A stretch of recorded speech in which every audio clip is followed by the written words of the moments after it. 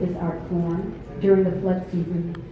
The Hanoi Water Puppet Theater, Vietnam's premier national troupe, has inherited, preserved, and performed this ancient art. Founded in 1969, the theater has since performed throughout the world. The theater has participated in book art festivals in the United States, Australia, Brazil, Spain, France, and Italy.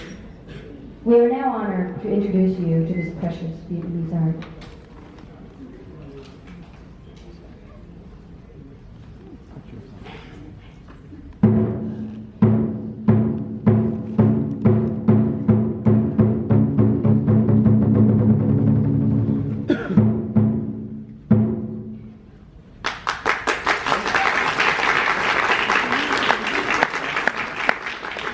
Nhà hát múa rối Thăng Long xin kính chào quý vị khán giả. Kính thưa quý vị, múa rối nước là một loại hình nghệ thuật đặc sắc của dân tộc Việt Nam. Chương trình của chúng tôi đã được chọn lọc từ hơn 400 trò múa rối nước cổ truyền. Diễn viên nhà hát múa rối Thăng Long biểu diễn. Chỉ đạo nghệ thuật, nghệ sĩ ưu tú Chu Lược. Mở đầu chương trình, xin kính mời quý vị khán giả cùng thưởng thức tiết mục độc tấu đàn bầu bài Du Con, dân ca Nam Bộ, người biểu diễn nghệ sĩ. To start the show, we'd like you to enjoy a piece of music from the southern part of Vietnam, which is titled as a lullaby, presented by one string harp artist, Do Loan.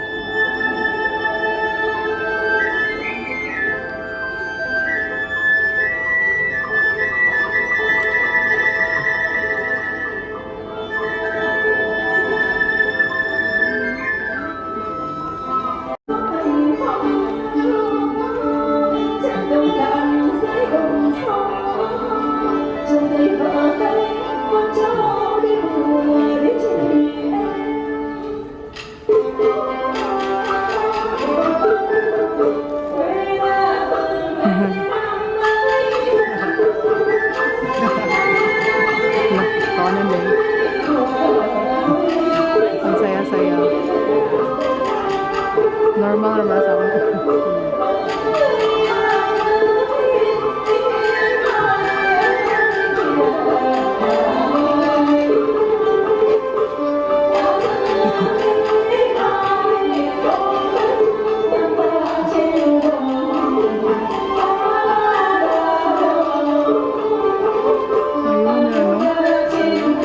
Mayuhan nila. Người ta câu biển câu sóc câu này là câu lấy thì lấy câu đồng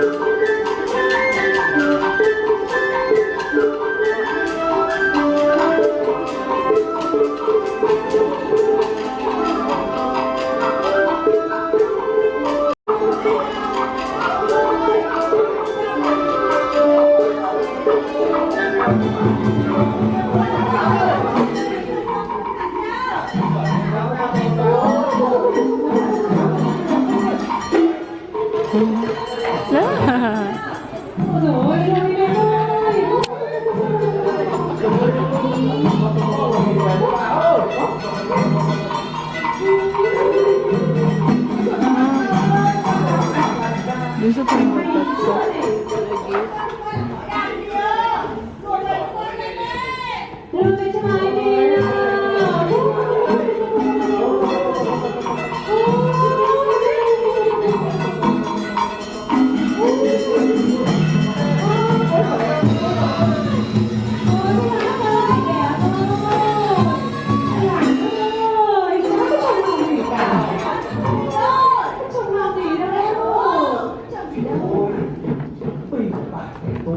Bà cứ lừa đó mà ra Giving.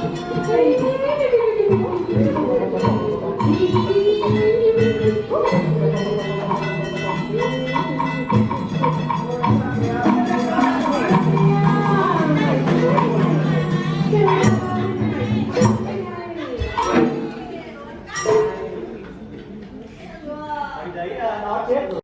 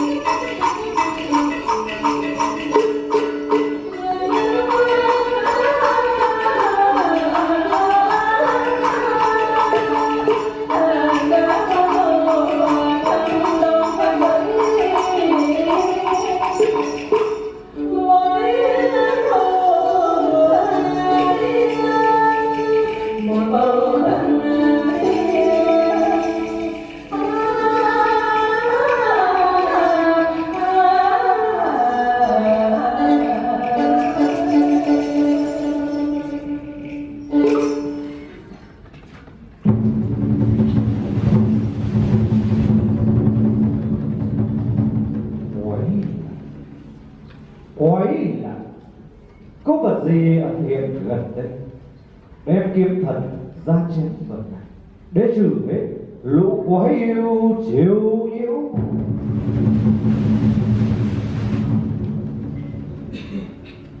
Xin hãy dừng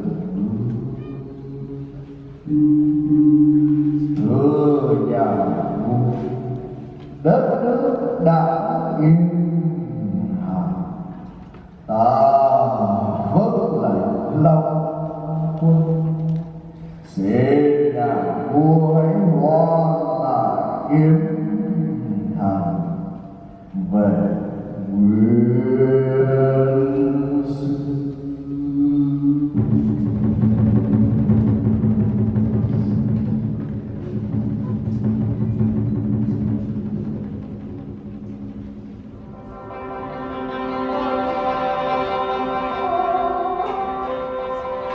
Bao thức dương thần giúp trước khi hồn quân xâm lược hết giờ uy.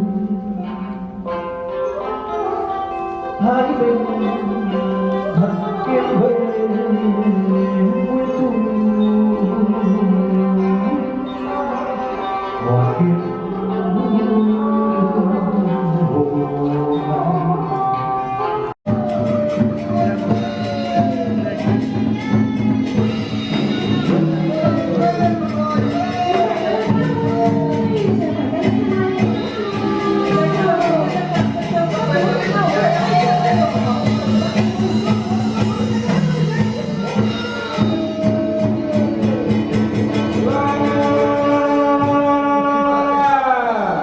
sau cuộc tranh chấp đua tài, thôn Đông Chí Lạng, thôn Đoài Ót Cân La.